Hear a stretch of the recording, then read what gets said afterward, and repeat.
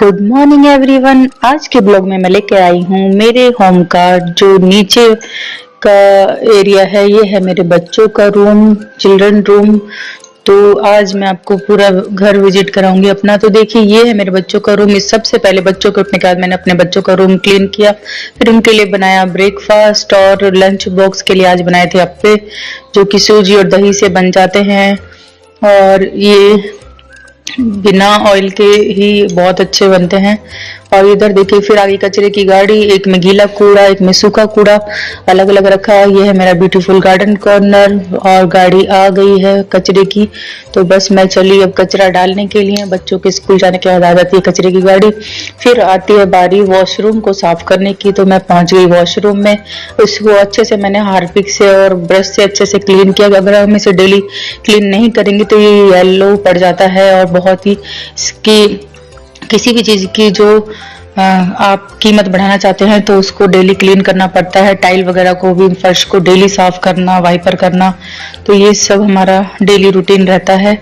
तो देखिए इस तरह से। और मैंने फिर वॉश बेसिन, ये नीचे वाला वॉश बेसिन कॉर्नर है हमारा।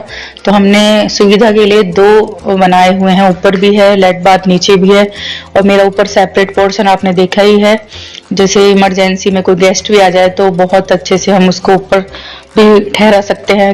और नीचे भी घर है, ऊपर भी घर है, सब अपना ही है। तो इस तरह से मैं नीचे भी मैंने डस्टिंग वगैरह की। और ये नीचे के वॉश बेसिन कॉर्नर पे आप देखिए इस तरह का शीशा लगाया हुआ है हमने। तो ये बहुत ही येलो कलर की टाइल बहुत ही खूबसूरत लगती है। शीशे को भी हम डेली साफ करते हैं, पहले गीले कपड़े से फिर सूखे कपड़े से। तो मैं एक बार फिर से चेक कर रही थी कि कहीं से कुछ रह तो नहीं गया। फिर मैंने वॉशिंग मशीन को साइड में हटाकर और ये इस तरह से पूरा धुलाई कर दिया, वाइपर कर दिया। पोछा वाली के आने से पहले मुझे ये सब काम कंप्लीट करने होते हैं, ये मॉर्निंग के टास्क होते हैं। तो अब पोछा वाली अभी आने वाली है, 9 बजे आ जाएगी। तो फिर इसलिए मैंने बच्चों के स्कूल जाते ही अपना काम शुरू कर दिया था। और ये है वॉशिंग मशीन पे जो कवर आप देख रहे हैं, ये मैंने 10th क्लास में खुद बनाया था। केसमेंट कैसे ये कढ़ाई मैंने की थी इस पर। फिर मैं आ गई लिविंग रूम में। तो यहाँ पर जो डाइनिंग एरिया था, उसकी डाइनिंग टेबल की पूरी एक एक सामान हटाकर मैंने डस्टिंग की अच्छे से, गीले कपड़े से, सूखे कपड़े से इसको मैंने क्लीन किया। एक एक सामान हटाकर आप देख सकते हैं। तो ये भी, इसकी भी क्लीनिंग हो चुकी है।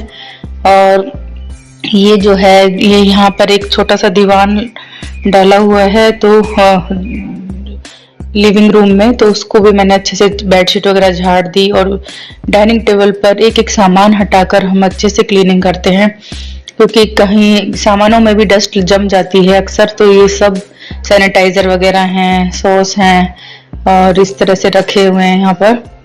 और ये जो इसके मैट होते हैं जिन पर हम खाना खाते हैं, तो इन पर कई बार क्या होता है, कुछ दाल वाल गिर जाती है। तो हमें क्या करना होता है, इसको एक बार मैंने गीले कपड़े से अच्छे से साफ किया। एक हाथ से वीडियो बना रही हूँ तो थोड़ा सा प्रॉब्लम हो रही है मुझे, क्योंकि मेरे पास अभी ट्राइपॉड नहीं है। तो आपको थोड़ा सा वीडियो हिल रहा होगा तो कोई बात नहीं, आप थोड़ा सा इस पे ध्यान नहीं दीजिएगा। तो मैंने एक बार गीले कपड़े से मैट को साफ किया, एक बार सूखे कपड़े से साफ किया। तो इस तरह से मैट जब तक क्लीन ना हो तो डाइनिंग टेबल का अच्छा लुक नहीं आता। फिर हम बारी आती, सारी कुर्सियों को मैंने अच्छे से गीले और सूखे कपड़े से पोंछकर फिर से फिनिशिंग में कर रही हूँ। इधर इस तरह से हम इस छोटे से दीवान पर रख देते हैं। फिर बारी आती है डाइनिंग टेबल की सभी कुर्सियों की, क्योंकि ये लकड़ी की है और इसमें इस तरह का डिजाइन बना हुआ है कि इसमें डस्ट आ जाती है। तो इस पहले मैंने सारे कपड़ों को झाड़ कर इसके कवर को बिछाया, फिर उसके बाद मैंने सारी कुर्सियों को इस तरह से नीट एंड क्लीन कर दिया।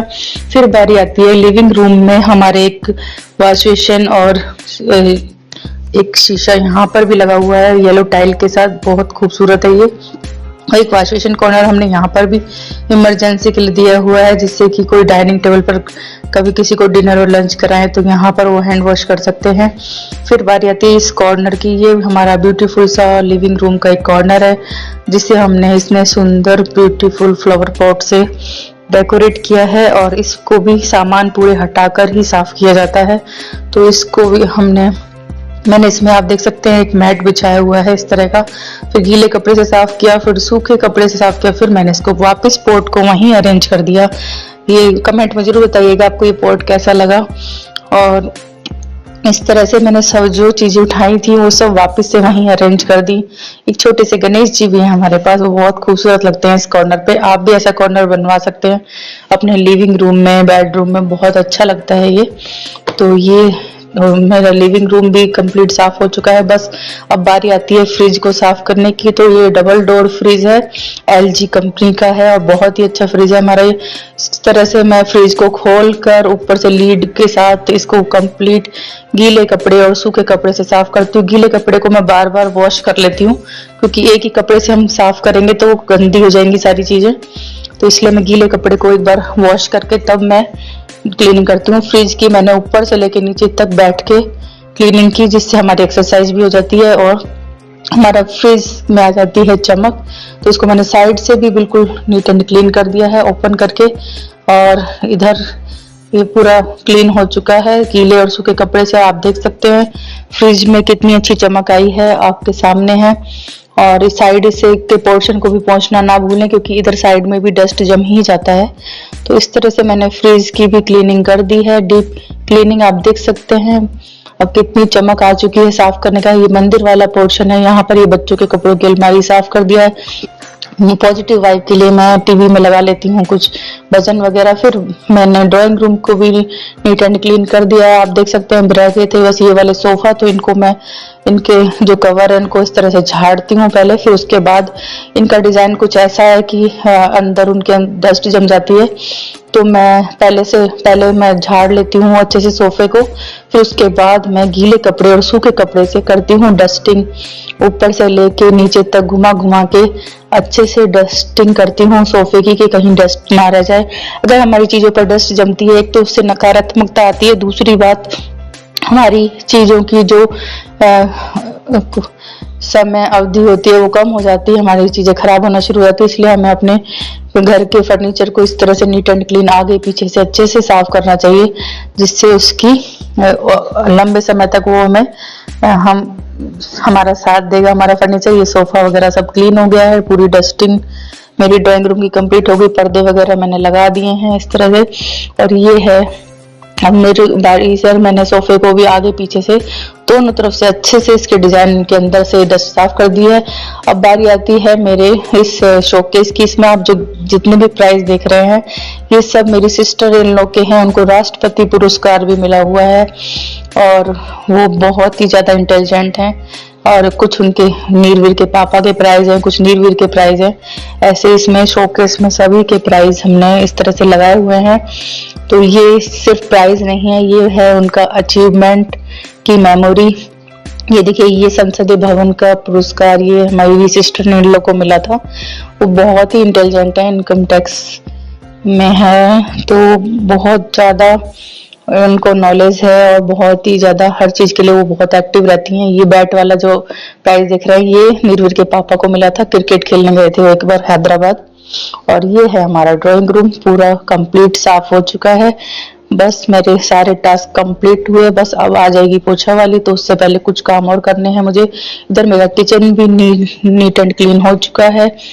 मॉर्निंग में ही मैं ब्रेकफास्ट बनाते ही बच्चों का क्लीन कर देती हूँ। फिर मैंने नहा कर सबसे लास्ट में आती है बारी बाथरूम को साफ करने की। अगर हम टाइलों को साफ नहीं करते हैं तो इन पर खार जम जाएगा पानी का, या फिर साबुन जमकर ये टाइल की बेकार सी दिखने लगेंगी। तो बाथरूम भी नीट एंड क्लीन कर दिया, टब वगैरह को उल्टा लगा देती हूँ। फिर अब मैं चल दी कपड़े धोकर सुखाने के लिए टेरिस पर। तो चलते हैं टेरिस पर। यहाँ आके मेरा काम थोड़ा, जब तक कपड़े धुल जाते हैं ना तो बड़ा रिलैक्स लगता है कि अब जाके काम खत्म हुआ है। तो फिर मैंने सारे कपड़े वगैरह सुखा दिए और इधर मैं आ गई अपने प्लांटों के पास। देखिए कितना फुल पॉजिटिव एनर्जी मुझे मिलती है मेरे प्यारे प्यारे ये फूलों वाले प्लांटों के साथ। फोटो शूट करो चाहे वीडियो बनाओ। इधर कपड़े सूख गए, फिर आ गई मैं नीचे।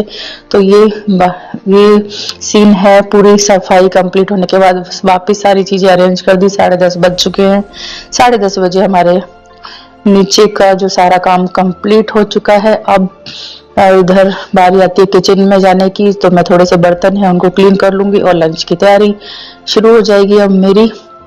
तो कुछ सब्जियां वगैरह कट करके रख लूंगी मैं इस तरह से। और पूरी ड्राइंग रूम भी क्लीन हो चुका है और अब बाहर का पोछा भी लगा दिया। अब जा रही है हमारी काम वाली, तो चलिए मैं मिलवा देती हूँ उससे, वो बाय बोल के जा रही है। तो ये देखिए, ये कुछ पेंटिंग लगाई हुई हैं हमने अपने ड्राइंग रूम में, तो बहुत ही खूबसूरत लग रही हैं। बाय बाय, यहाँ मेरा ब्लॉग होता है समाप्त।